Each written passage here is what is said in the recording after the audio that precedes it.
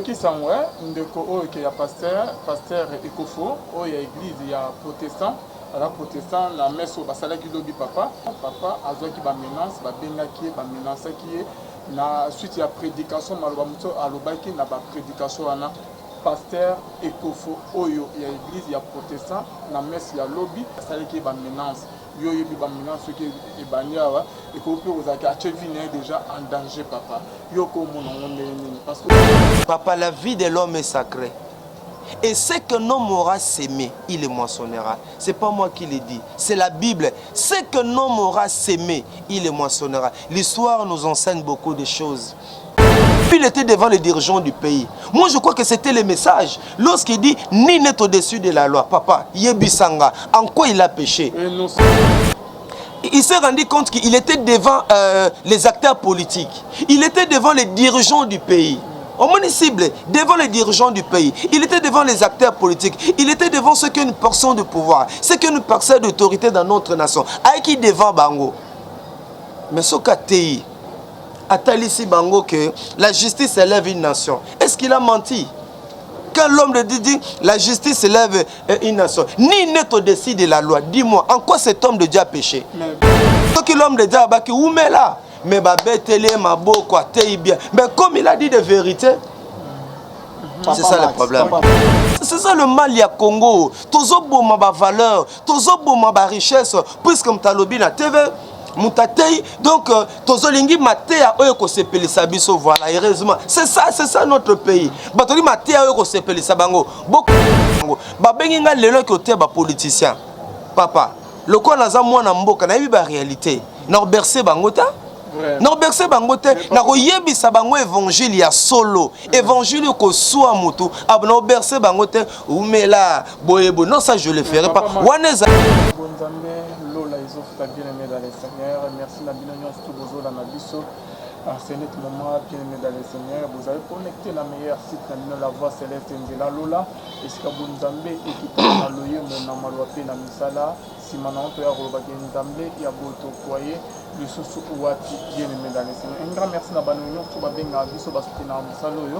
Là je vois ma sœur Philo Moko ya motema ya Bivens de homo depuis Londres oyazola nanga na musika zola biso na musika pe na mama na biso Gisèle lokelo motema papa Emmanuel na Boston na pasteur Peza Misia la bouche autorisée de l'Éternel nanga moisi pe na mama mami mbunga motema papa Blaise mbunga ana Suisse bonzambe na bonzambe bien aimé dans le Seigneur lola izofuta actualité za c'est moko bien aimé bo benga biso de partout to mekempe kolobe la tijo oyo makamuzi le kana mboka bien aimé nazanga moko na présentation te nazana de konanga les frères l'Axel Moulowai. Donc les frères l'Axel Moulowai, boni papa. Vous avez santé bien? Santé Zalakimia. En tout cas, on a CP vraiment pour présenter notre émission à Lelo, rien que la vérité. Merci beaucoup. En tout cas, merci. Tozana frère Max, qui n'est pas présenté, ou déjà il est partout dans Bandiro Bazo, dans Nabiso, il est au Sorana et Lelo. Bonjour papa Max. bonjour Ndekonangai Alvin, pe Ndekonanga Laksen, pe Shalom. Na libota bana nzambe belé bozolanda biso à travers le monde, nkolo apambola bino, nkola sala bino malamu, nkola za la réponse na ba préoccupation na bino, pe nkola sala ete na émission o alelo to za la bénédiction pour na belé na bandeko bana nzambe o barandaka mingi mingi ndeko Alvin na site oyo za kopambola bana nzambe la voix céleste.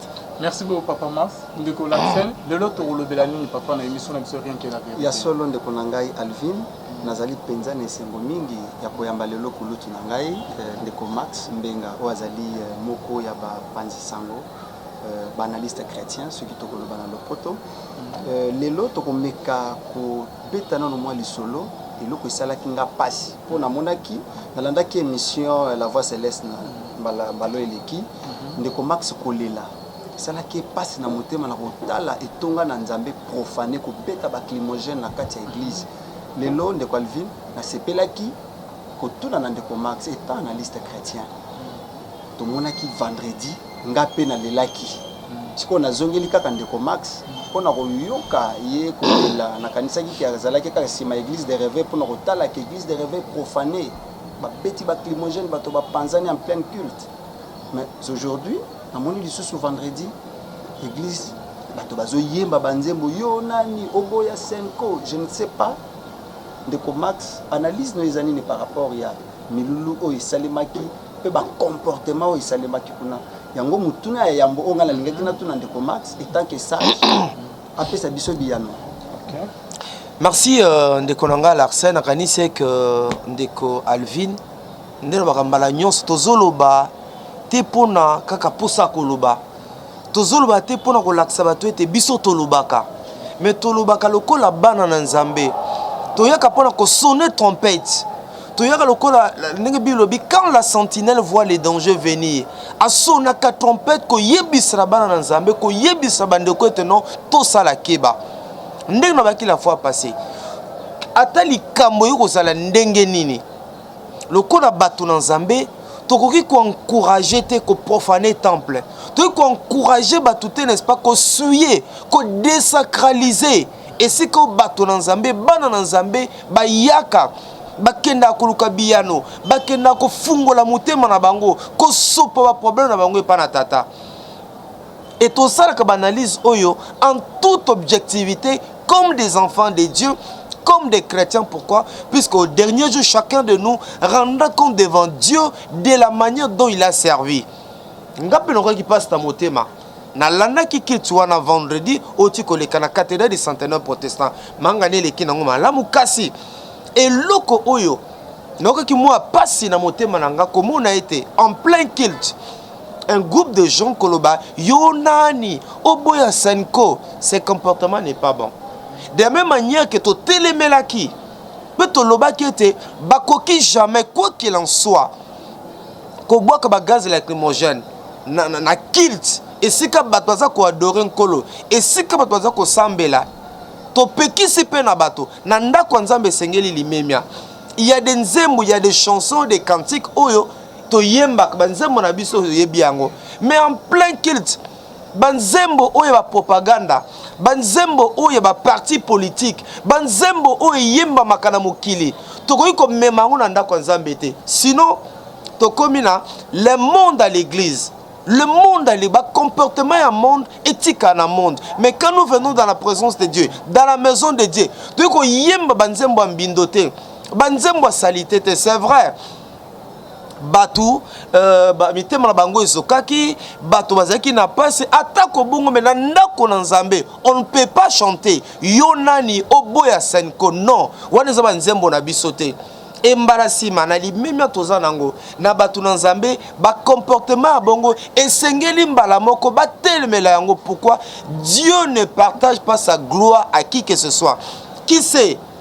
Ce qui Nzambe ta mususu alingi lobiko a Congo et autres catholiques. Nzamba Nzambe, c'est un Dieu souverain. Mais biso batu to éviter to la ta gloire au Seigneur Nzambe. Et quand Dieu voit cela, au histoire il y a David. Non, oui, histoire à Samson. Comment Nzamba sani assez à benda qui onction. Il y a kanisa zaka na nguyana et nous connaissons l'histoire.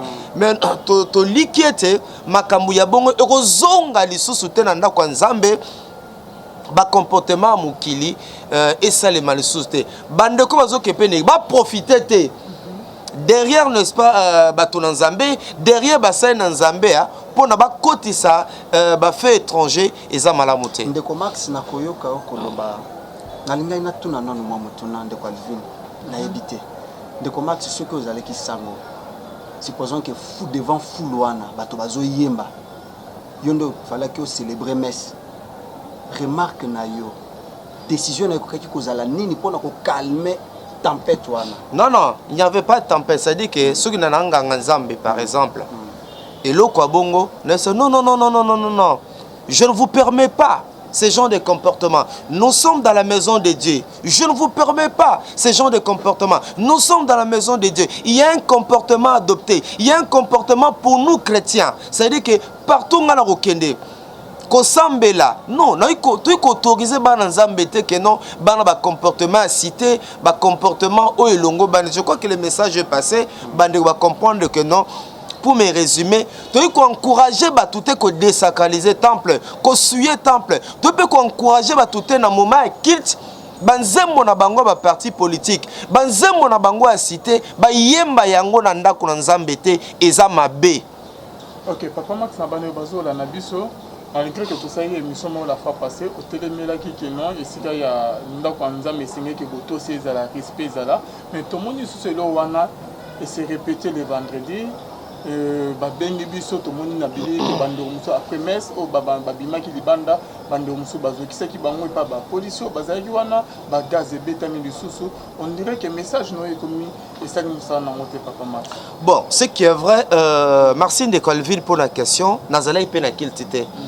Je suivis, n'est-ce pas, comme tout citoyen congolais, comme tout enfant de Dieu, je suivais à la télé, je vais les images à la télé. Moment tozali o tozanango o, ne nazo batang nyo so eteza, et un moment où le diable est en train de rôder au niveau comme un lion rugissant dans notre pays. Le diable est en train de rôder, cherchant qui dévorer. Et nous devons faire beaucoup d'attention.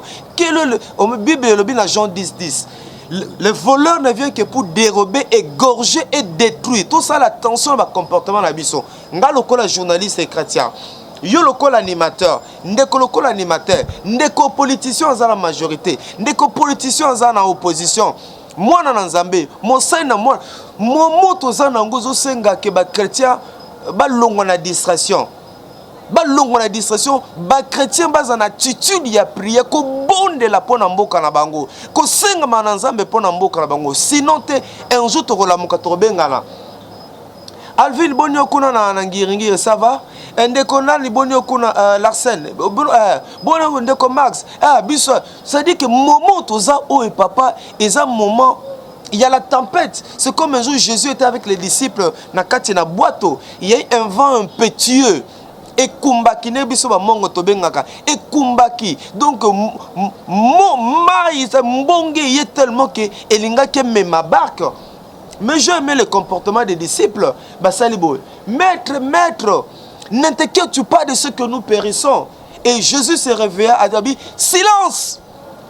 Situation comme calme et bah disciple va le dire qui est celui-ci à qui obéissent même les vents et la mer. Situation en Congo zinga to la musa Yesu a kota likambo à Congo makasi ya suka totika na Congo ezaka Yesu c'est-à-dire espoir ya suka ya Congo etika to meki na makasi na biso to sali nyo to sala maintenant espoir ya suka total la Yesu to belle la Yesu. C'est comme ça que la Bible dit dans 2 Chroniques 7:14, si mon peuple sur qui est invoqué mon nom, si mon peuple sur qui est invoqué mon nom, si Mili prie, cherche ma face, se détourne de ses mauvaises voies, je les exaucerai de cieux, je pardonnerai son péché et je guérirai son pays. Passage à 2 Chroniques 7:14, Mboka Congo, l'air est grave. Situation est grave, mais toki mawa, tozonge pa na nkolo. Nkolo apesa ki biso ba diamant, nkolo apesa ki biso ba cobalt, nkolo apesa biso ba or, nkolo apesa biso ba cuivre, nkolo apesa ki biso bo mengo nyonso toza nango, to memela e Congo. Total Isaïe Congo, il agira. Il agira. Pambate, nous sommes son peuple, les troupeaux de son pâturage. Ok, Ndeko Max na yo ki penza kolobana mayele pe boanya makasi. Pambate tokoloba ozali source pona baike bali kolanda o mokili mobimba. Ndeko Max nayoki o petit c'était na eloko moko e capturer penza mémoire na ngai. Ce qui n'a kobosa na te na 1 Pierre chapitre 8 verset 5 chapitre 5 verset veillez car le diable est rugissant. Diable azali koluka nani akokoisa na mbeba. Mais ce qui biso moko basali na Nzambe toali ko kokate ko maîtriser peuple comprendre mission on Nzambe atindeli biso na mokili Papa Max. Nzambe azozela biso esika moko na peuple oyo. Peuple congolais, bas chrétien, bas à la majorité, to opposition. Dieu nous attend quelque part avec ce peuple. Alors, tant que le côté abisso tozala ekenge. Nani à côté abisso c'est pendant que biso moko basali na Nzambe tozali ko maîtriser peuple té. Tozali ko le lapel loko la peuple.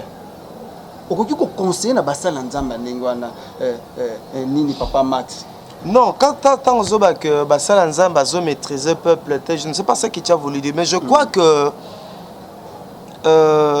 Lélo, il répondre par rapport à adage, concept, mon orami, mikolo namboka, l'église au milieu du village. Les lots comme le Moutounion,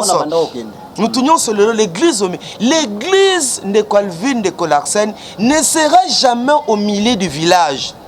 Ah bon? L'église ne peut jamais être au milieu du raisonnement. Pensez, moi quand j'entends les gens dire l'église au milieu du village, je dis mais non, c'est faux. Et ce concept-là ne tient pas debout. Quelle est la mission de l'église? L'église a une mission prophétique, mission en sentinelle. Quand il y a un danger, l'église doit dire, l'église doit dénoncer. Jésus est le chemin, il est la vérité, il est la vie. Vous ne pouvez pas dire à l'église, voilà, ok, quand il y a quelque chose qui ne va pas, par exemple, dans une nation, dans un pays, dans un état, que l'église se taise. Mais non, écoute, nous, les hommes de Dieu, basé quoi eza banganga nzambe ba mumpe ba meselabe basé na nzambe basé ko kambana basé ko kamba milimo basé ko kamba biso uzomona bazali batata milimo et lorsqu'il y a quelque chose qui ne va pas ils doivent parler mais le faire avec amour sans parti pris ko sala on a violence cité ko sala ngona na motema bolingo na motema boboto c'est ça la mission de l'église lorsque l'église dit que voilà par exemple que ça ne va pas au pays. Mais non, c'est ça la mission, c'est ça le leadership de Jésus. Nous avons vu dans la Bible, Yesko pas mais la bateau. Yesko race de vipère. Mais on a vu ça dans la Bible, Yesko gangue la bateau. Yesko un moment bêta fimbu. Vous allez dire quoi? Yesko est un temple à Monique, non? Et un temple boulouillé que côté, des eaux de côté. Mais il a agi. Il a réagi. Ah bien, non, non, non, pas comme ça. Ça ne peut pas se faire comme ça. Dans la maison de mon père, je ne tolère pas ce genre de comportement. Mais là, chez nous, si nous avons lobby, non. Non, moi, les Kambo et Zali Mabé. Ce que ce bateau à majorité, Basiliki, oh, à lobby Mabé. Si nous avons lobby, Moussa Nzamba lobby. Et ce bateau opposition, ah non, Aza à côté du bateau, majorité. C'est ça le problème.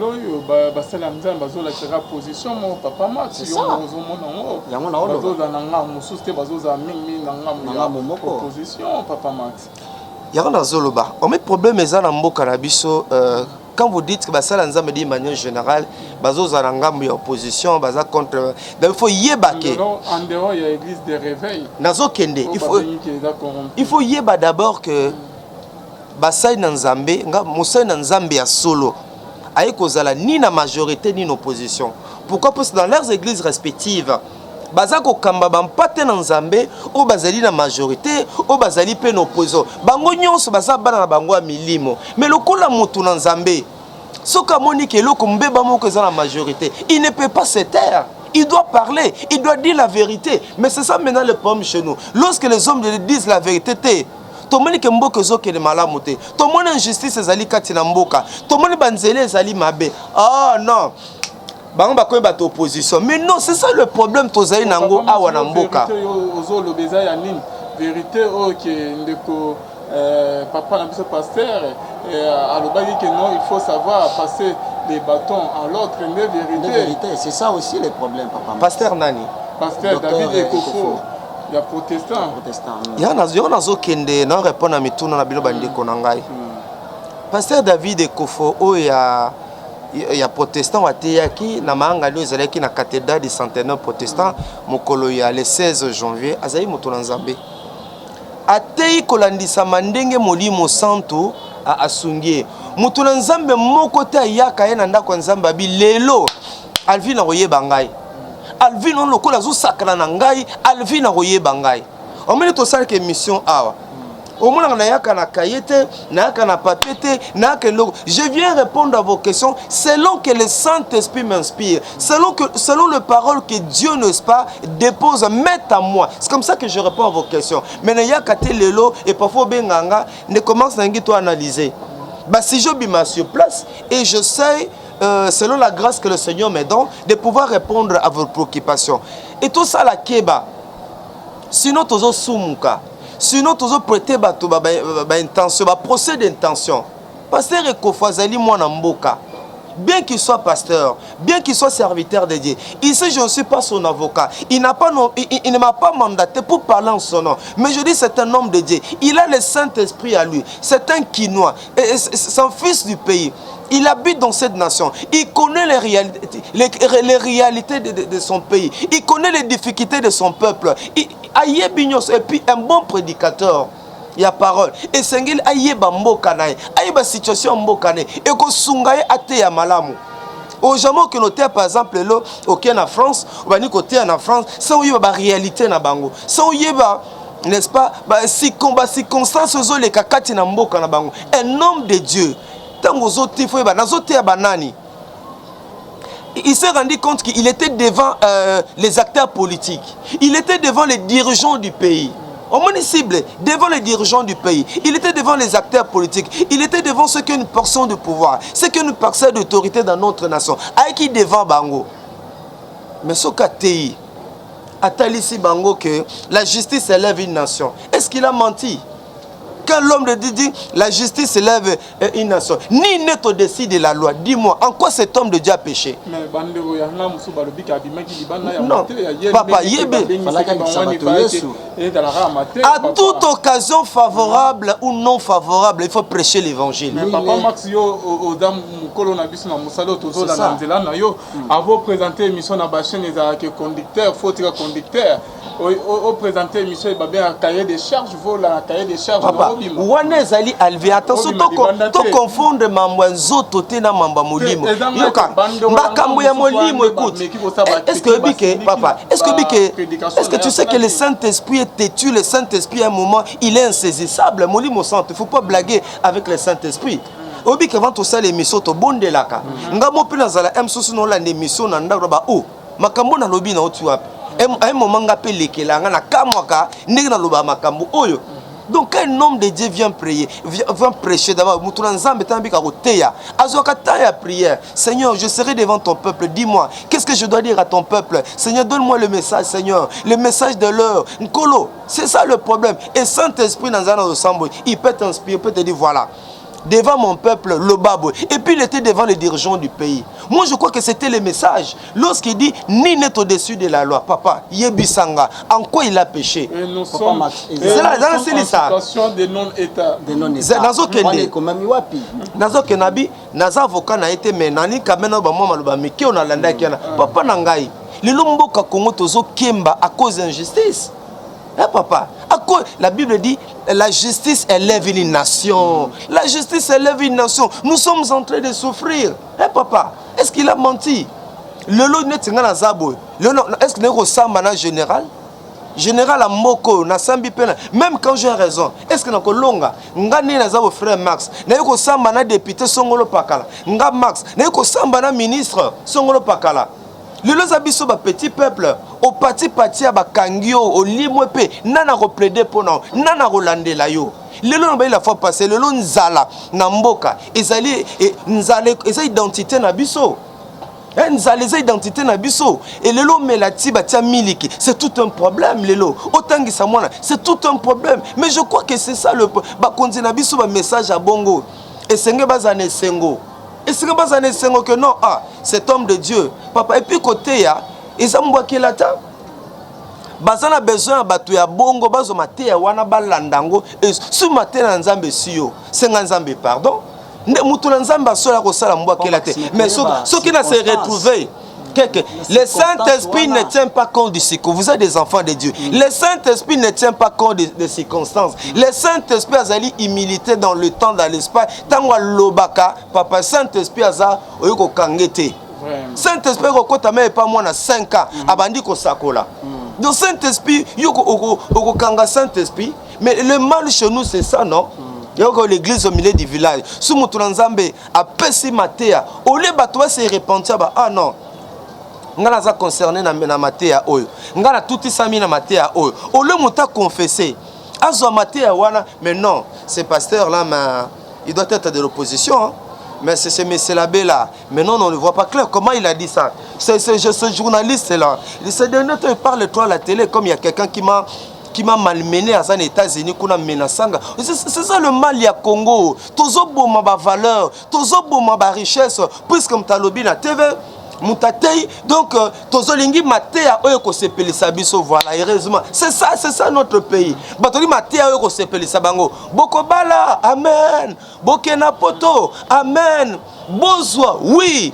Boumela, ouais. C'est ça le Congo. Ce que l'homme de Dieu a dit, oumela. Mais babetele maboko atei bien. Mais comme il a dit de vérité, c'est ça le problème. Papa Max, nakoyoka ndenge Papa Max alobi ndeko nanga Alvin. Nazo comprendre penza te lelo ndeko Max ali penza kotomboka pona baye bazali ko boma lelo bana nzambe. Mais nazo ebate ici au Congo to yebi penza à chaque fois au mona pasteur aleki na télévision, pasteur aleki na chair pona koteya kobuka moninga ne pasteur kobuka mondimi songolo asalaki mabe.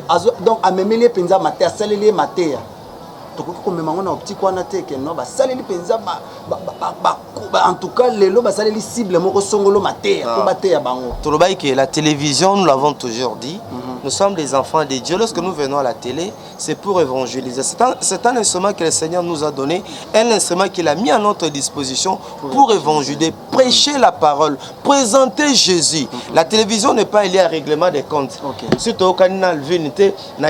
Non, ce n'est pas ça. Mais moi, je crois que papa nanga lelo ba benginga Max na ngote ba soldat to benga frère Max na ngote ba policier na ngote ba ngoni no te bango matéa onga na monaka papa. Mais c'est ça un prédicateur, c'est aussi un pédagogue. C'est un pédagogue. Il faut yeba na ngote ba nani na côté par ba policier na côté par exemple ba bande konanga faire d'essai na ko luka au regard de ce que je connais, au regard de ce que je vois. Na pesi ba matéa e koki na bango. Si on a un malade, il est à l'hôpital. N'est-ce pas malade qui na poto? Non. Les châtiments qui n'ont la paix tomber sur lui. C'est pas se mettre sûr que nous sommes guéris. C'est Dieu qui donne l'intelligence, la sagesse, tout dans le bango. Babenga lelo qui est politicien. Papa, le quoi n'a moi na mboka na la réalité. Na bercer bango ta. Non bercer bangote na koyebisa bango évangile ya solo évangile ko soa mutu abno bercer bangote umela boyebo non ça je le ferai pas wanezali eza flatterie. Écoute, mais si le vrai c'est que tu dis là, mais papa ça fait quoi papa yesu ya qu'est-ce que tout balinga ki yesu yoza chrétien est-ce que tout balinga ki yesu et puis tant aux otéa donc non te maté te kana c'est et le ko bomi évangile et le ko le c'est nguya par exemple na église na bio c'est ça ba maté ya moko taillé sur mesure bokena poto okobala okobonga umela yonde oleki bango et là ba toi capable ba opesa $1000 ba opesa ba mbongo mais soko yena maté ya oyo matéa oezalia matéa oezongi sarabatu nanzela bakolingo toyebiango. Moi c'est tout ce que je fais, je suis tous les jours avec les serviteurs de Dieu, avec les enfants de Dieu dans le cadre de mon travail. Lelo ko bomi église lelo ko mona batoza ko bercer bato ko pakola lisumu mafuta mais non soki mutako yinanga ayinanga pourvu que na bisa vérité peu importe yoka c'est notre zolo babo batutu bo sepe na ngai. Est-ce que oui, nombre menace mais si les gens vont me tuer, s'ils vont me créer des problèmes, écoute, ça va faire quoi? Même si je mourrais, même si mais tout ce que nous disons, c'est par amour. C'est par amour. C'est parce que nous aimons notre pays. Et je l'ai dit, je suis à Kinshasa. Hein? Mais papa Max, pour l'accent infirmière,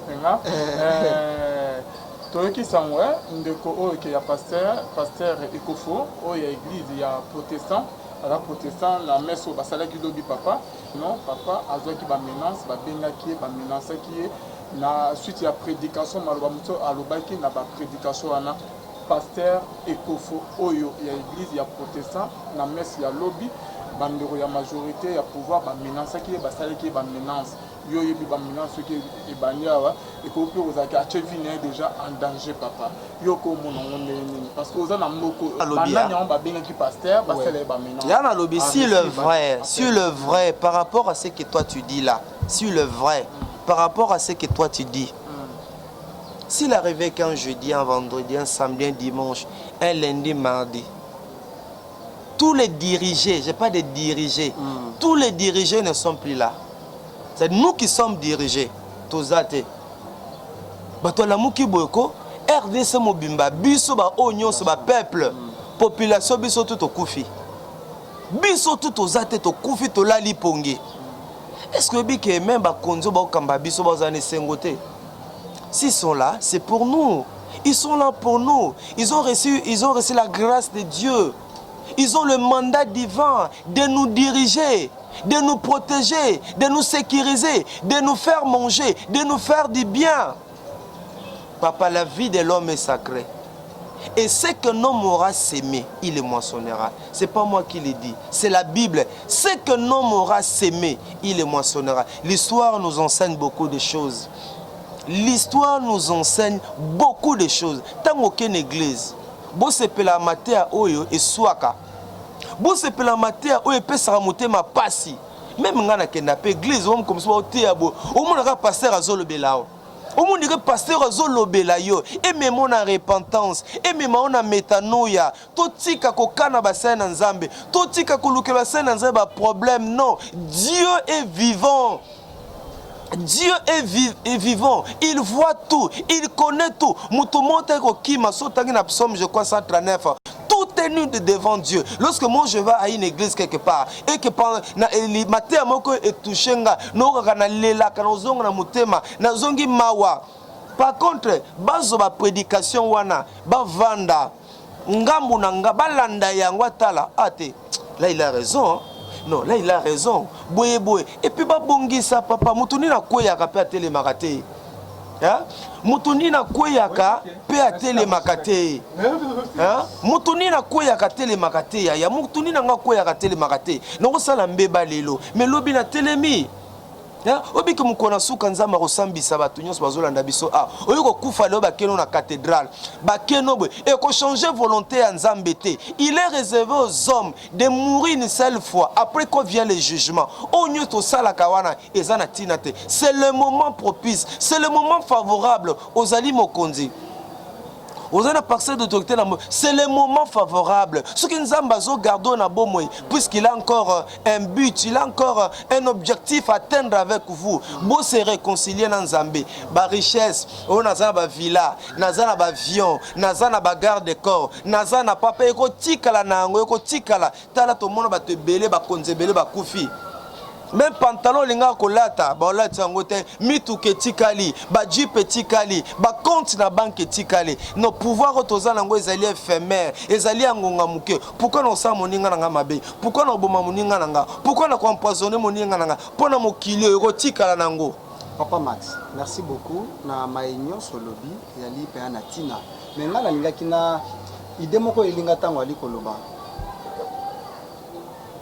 Et le docteur a sali na maté a pesakialité ko banga ya que non na diaspora balobi tous les pasteurs hormis les prêtres catholiques, tous les pasteurs ceux qui akiti na poto azala yebani te bako betaye na yango pe kuluto abangi paka na nzamba lobi non ngama pardon batieli bango penza nzela balobi bango bakoleka lisusu na poto bako mate. Alors docteur atali a lobi non ngai na mateo pe soki na sakani na kobetama alors na kobanga wana lobi na te ya kaka et ko za lango te Papa Max. Totika osambisa mutu na nzambe, hein? Totika osambisa mutu na nzambe. Totika osambisa molimo, sinon nous sommes en train de pécher. Pourquoi nous voulons juger le Saint-Esprit? Pourquoi? Est-ce que vous connaissez le rôle du Saint-Esprit? C'est pour nous convaincre du péché, de la justice et du jugement. Mais c'est ça le rôle du Saint-Esprit. Il vient nous convaincre du péché, de la justice et du jugement. Papa, arrêtons de juger le Saint-Esprit. Tout ça, c'est qui m'a dit, mais ma nzambe papa. Tout ça la keba, tout ça la. Ce matin ezio. Ma tout le monde a même un musicien mususu. Ayemi bobe mais où ça vit nangati? Où ça vit nanga? Et pourtant yebiote. Botika la pe ko mona na te. Autant appel livre mususu tenka mais ça c'est ma situation non. C'est combien de niveau à bongo la motema. Bakonzi. Tu éviter bateau quand même ça biso oh le va bien. Viola taki bien. Excellence. Oh le va qui bien. Excellence ou mela. Excellence.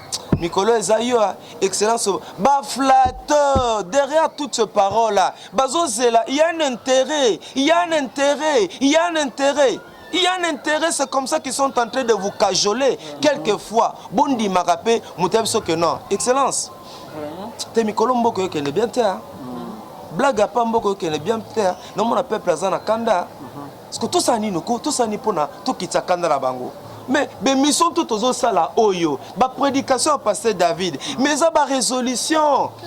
Ils allaient ba résolution, ils allaient comme piste de solution, puisque leurs collaborateurs, ils ne peuvent pas leur dire cela.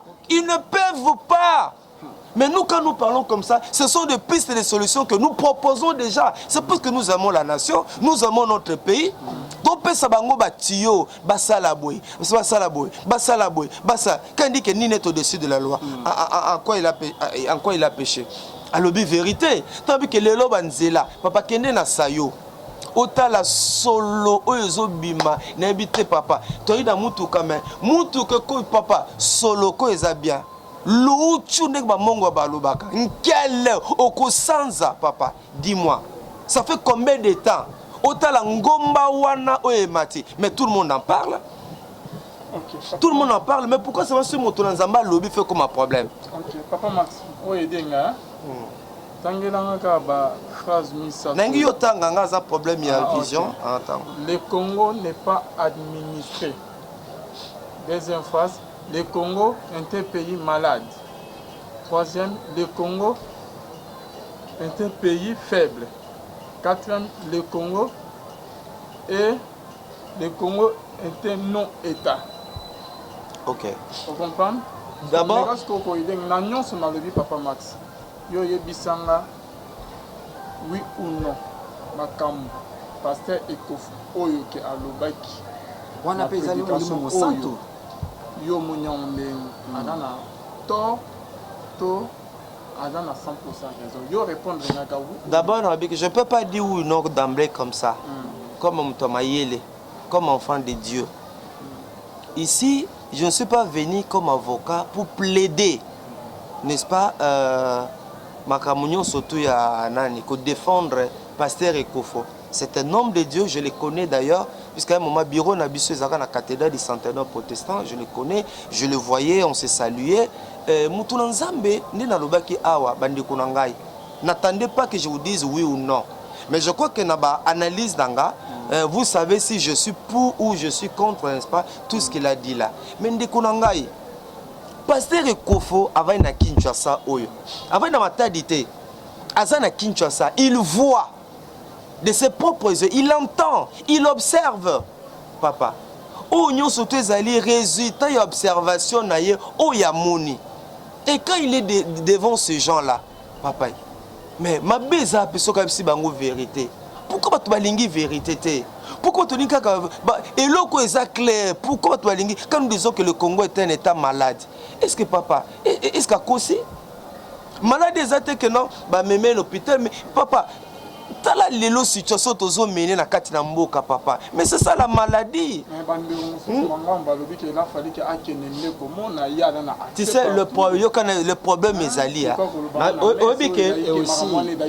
Yoka critique négative. Yoka obike mbale belé totika osambisa molimo santo. Et puis de deux oui.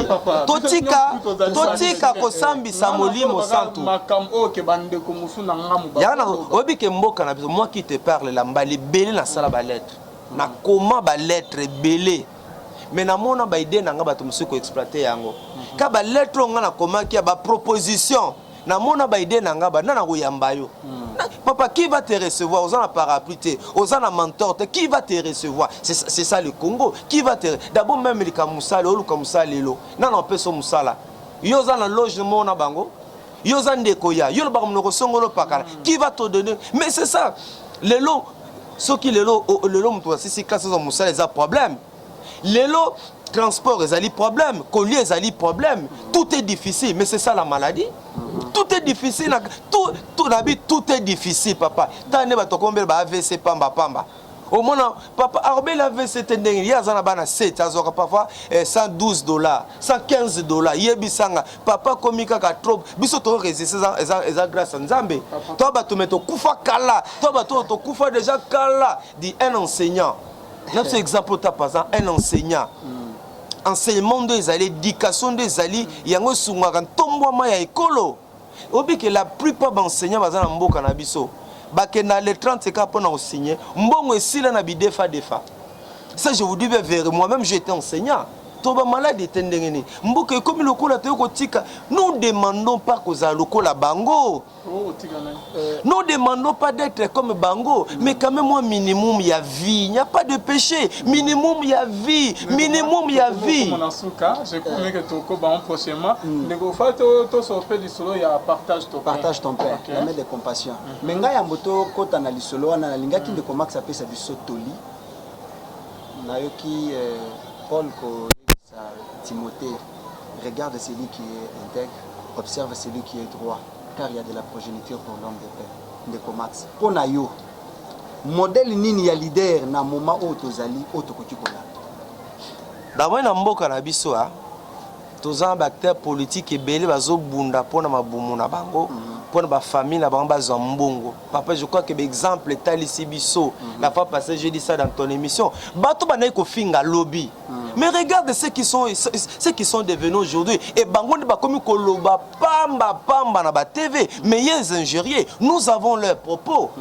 Nous avons leurs propos. Combien discours toi? Manque d'élégance politique. Là, mais t'as les lots. Donc comprendre que bateau.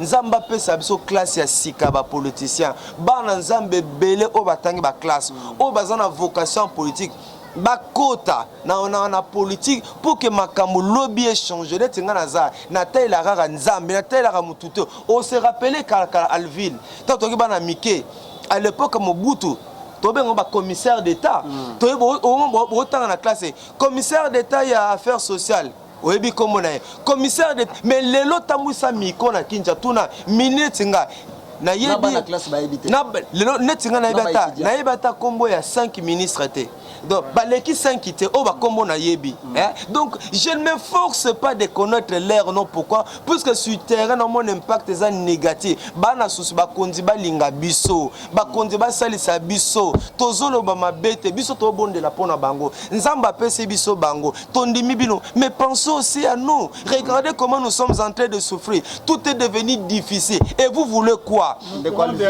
nous voulez quoi on moni ndeko Max azosala siko droit donc ils ont connaissance de cause na sakanda ngwazo sala droit bon to beta masolo mbala sima. OK papa Max to beta siko disolo ya partage ton pain la main de compassion. OK ndena baki la fois passée tozaki na momesano ya ko salisa ka babola ya ko salisa ka ba orphelin kotala ka ba malade na l'hôpital. Mais à un moment nous avons arrêté par manque de moyens.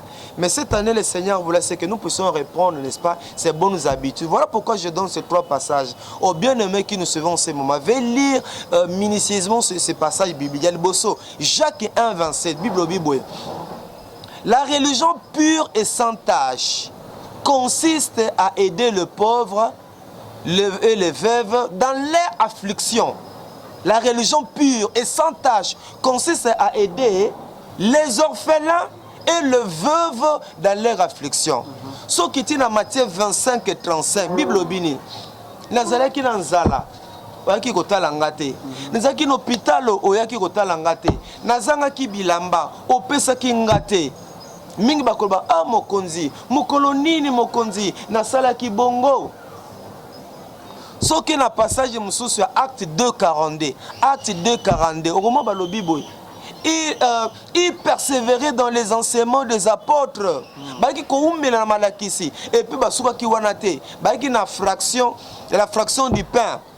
Ozomona mais lelo tala l'église na biso tozo bonde la mingi mais ki mobole zali kat na église bolingo ezalaka lisusu te kosalisa ezalaka lisusu te nana kosalisa orphelin nana kosalisa mama veuve wana babenga endoki ba vieillard wana nana kosalisa bango yako nzamba yebisaki biso totelemisa ministère oyo partage partage ton pain. Bien aimé, vous qui nous suivez, Zamba Pambola Bino, et belé na bato bazako benga biso, et bozali belé, belé, belé, bokoti likambu oyo, nkolo akanisa bino, nkolo asala bino malamu. Nous sommes un ministère d'intervention rapide. Biso tozelate kaka o bonne année, o noté, biso tozali na boye. Tozimbongo, tosombi biloko, toke ko salisa, toke ko talaba malade, tosungi ba ministère, c'est notre ministère, to senga zala partenaire ya ministère oyo. Ba yem o pesa mbongo belé pa ba musicien, o pesa mbongo belé pa ya et pas bas sportif, kanisa babola, kanisa ba orphelin, tokene orphelinat mo kota lokuta tala bana mike, et belé nana ko salisa babola, nana ko salisa ba vieillard wana na mona ka quelque part. Donc c'est ça notre ministère.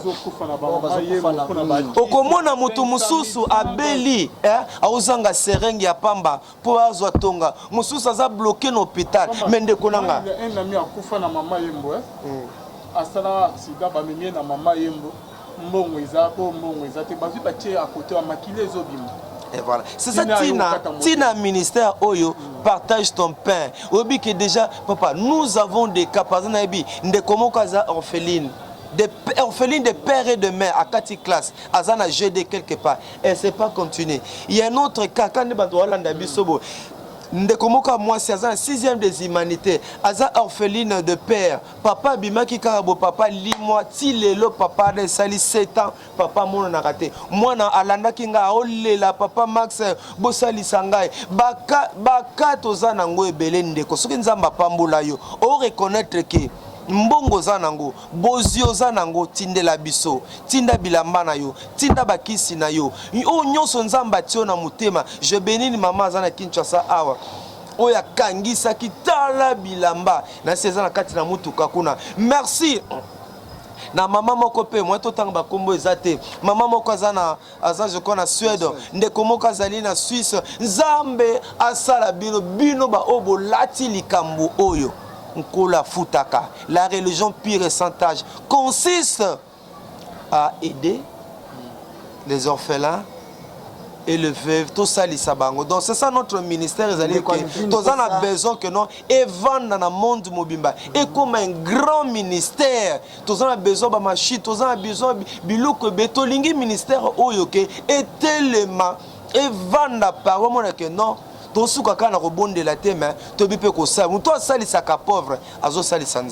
beaucoup. Na kanisi le lobamoko baloba na Bible, dis-moi qui tu fréquentes, je te dirai qui tu es. Bobangate, bolobate que non frère Max a commis pasteur, non, c'est un homme de Dieu d'abord, il est chrétien à part entière. Nazali na mutuna moko.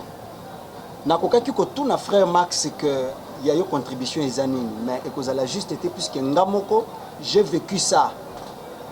C'est un garçon qui n'a pas de soutien ou de moyens. Frère Max Abimisaka, c'était dans ma présence, Abimisaka Mbongo, a foutu la classe. Nous sommes infirmes, Tilelo, a foutu la classe. On a toboité. Mais de Max, na Simagnon, Soana. Vous avez envisagé ce que postuler les lots.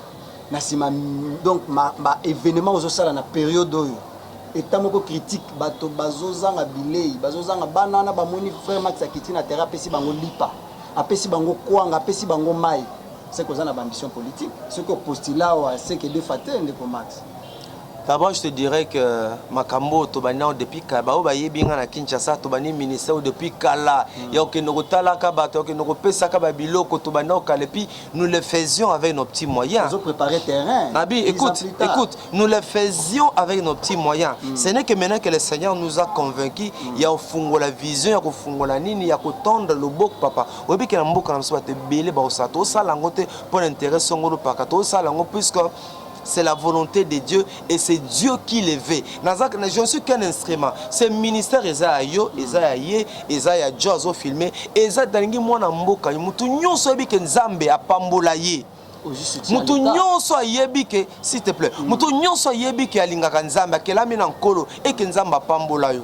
Tango zolia yeba keza bato bazo lala nzala tango zola ta bien ezana mwana moko azanga ta t-shirt alata azanga ta ketch azanga te loko songolo paka tango zola ba condition yeba keza bato bazako kiemba bazana ko souffrir et bible lingi tokabolana ba ya tobengi ministère na biso partage ton pain, partage ton pain. Ou yozo boaka ba fufu na ndako. Mais il y a des gens qui a manque bazo ayeba te ke akolia lelo ndenge nini. Combien de bana ba bengi biso ba kati ba classe. Tu as parlé d'un frère. Aza quelque part, la personne vient avec un handicap. Obi kazo binganga tongo midi poko abina azoko kata na besoin to sungo. Vous comprenez? Et que nous l'avons fait mais toza bloqué hein tolingi et comment faire ya frère Max cité. Et c'est comme eloko ya mukili mobimba. To kota likambo o. Nous envisageons avoir des bureaux où il vendent d'ailleurs notre avocat a ça déjà statut règlement d'ordre intérieur. Tolingi loko batu nyos à travers le monde. Sangana, partage ton pain et c'est le ministère qui ne musika ou appelle partenaire nabiso nanzela ba idée na yo nanzela ba contribution na yo nanzela ba don na yo nanzela ba contribution na yo bande konangai. Dieu nous bénira.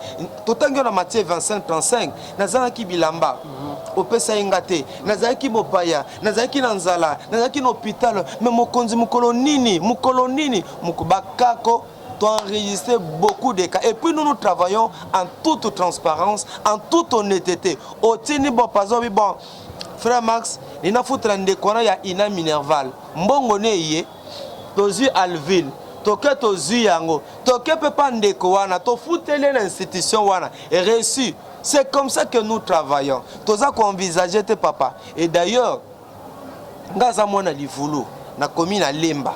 Pour comprendre tout le monde comme député. Naza mona livulu na commune à Lemba. Mais na webisa OK. Biloko oto ke no sala ngo ko tika yango a. Eza na Lemba te. Hein? Eza musika, vous comprenez? C'est pour répondre à ta question en me disant que non, hein? Au salangote. Jérusalem d'abord, non, au salango selon le Saint-Esprit, selon que le Seigneur nous parle. Et puis je réponds, partage ton pain, et ça périodicité. Ezali ministère, moi ezali permanent. C'est-à-dire permanent. Nous agissons quotidiennement, totalement. Ndécolvi tomé tel problème, toluki solution to PC, toluki nous agissons quotidiennement. Nous ne sommes pas périodiques. Tout ça là qu'à n'époque n'attendez, selon que le Seigneur nous bénit, selon que le Seigneur nous donne des moyens, en complicité avec vous, bon mekanzambe oh, Dieu vous bénira, Dieu vous bénira. Ndécolvi nazo suki sa awa, na tout na mamu tuna muke papa Max pour na suki sa. Papa Max yo tango kabaka. Tango sala rapport toyebi ke ezali ebele to ali komona ba période mosusu ozotambola makolo ozozanga lipa na ndako me ozobimisa $100 ofuteli mwana na classe kwani no bengaka ba cameraman te kwani no betaka masolo na télévision te seulement moto kotinda mbongo na poto lelo frère Larsen aza na Belgique na lobino frère Max nazotinda $50 pour na ndeko tel il faut que na tia po yesu yemoko abikisi moto lobi va. Tu sais Larsen, te belé basunga batinda badon biloko ne mona na te. Te belé mité mana bango et baya na bango. Ils pensent que nous sommes tous, n'est-ce pas, les oiseaux de même plumage. Vous comprenez? Oiseaux là, bato mona mutatine parfois $10,000, 15 mutatine mutuka, atindi badon ba conteneur pour na basese babola biloko qui na ndako et comme un ministère privé. Tu vois? Et ça décourage. C'est comme ça que Bisso, dans notre façon d'ailleurs, Max Azanga mon côté. Nous avons des hommes de Dieu, nous avons des bien-aimés, Bazana 4 na Bisso. Le 28 janvier, c'est là tout ça la première activité, Bilomo Boromo na image. Tous les qui savent image pourquoi? Pour stimuler peu bat. Vous allez voir que je vois combien battent belé ba côté likambo. Toloba mingite mais que Dieu nous prête vie. Boromo le 28. Ndécolville, on a dit partenaire Nabiso, vous allez voir les images.